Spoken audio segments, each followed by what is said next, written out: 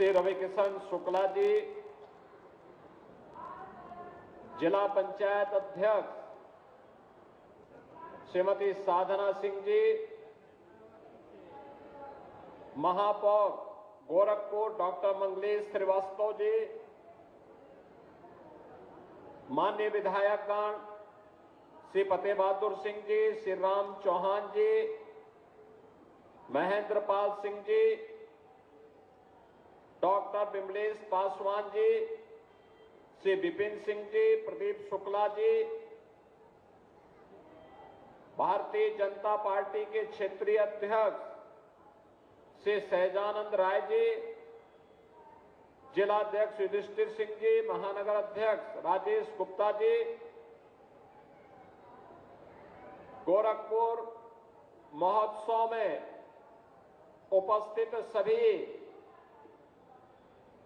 स्थानीय स्तर के और देश के सभी प्रख्यात कलाकार, अलग अलग विधाओं से जुड़े हुए सभी प्रतिभागीगण और उपस्थित बहनों और भाइयों, मुझे बहुत अच्छा लगा कि 3 दिवसीय गोरखपुर महोत्सव का आयोजन पूरी भव्यता के साथ, दिव्यता के साथ आयोजित होकर के आज अपने समारोह की ओर चल रहा है। मैं सबसे पहले आयोजन समिति को इस पूरे कार्यक्रम को आयोजित करने के लिए हृदय से धन्यवाद देता हूं। आज 12 जनवरी है। 12 जनवरी वैश्विक पटल पर भारत की आध्यात्मिक और सांस्कृतिक छवि को,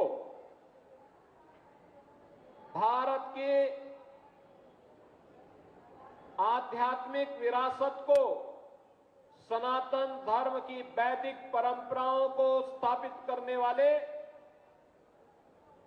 स्वामी विवेकानंद की पावन जयंती और इस अवसर पर इस महोत्सव के साथ हम सभी को जुड़ने का अवसर प्राप्त हो रहा है। महोत्सव के पीछे भी यही उद्देश्य होता है। याद रखना,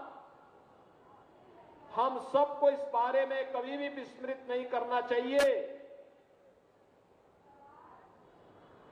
कि हमारे संस्कारों की आत्मा है संस्कृति। संस्कृति की आत्मा है लोक परंपरा, लोक गाथाएं, और यह भी हमें विस्मृत नहीं करना चाहिए कि संस्कृति के अभाव में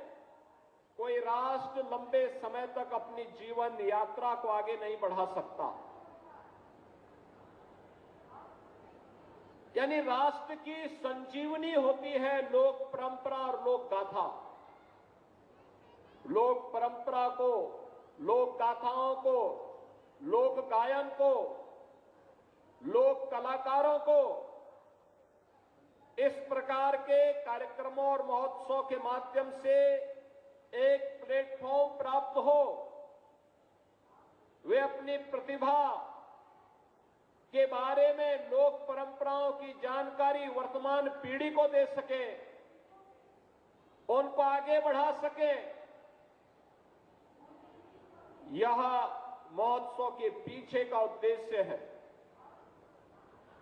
याद रखना,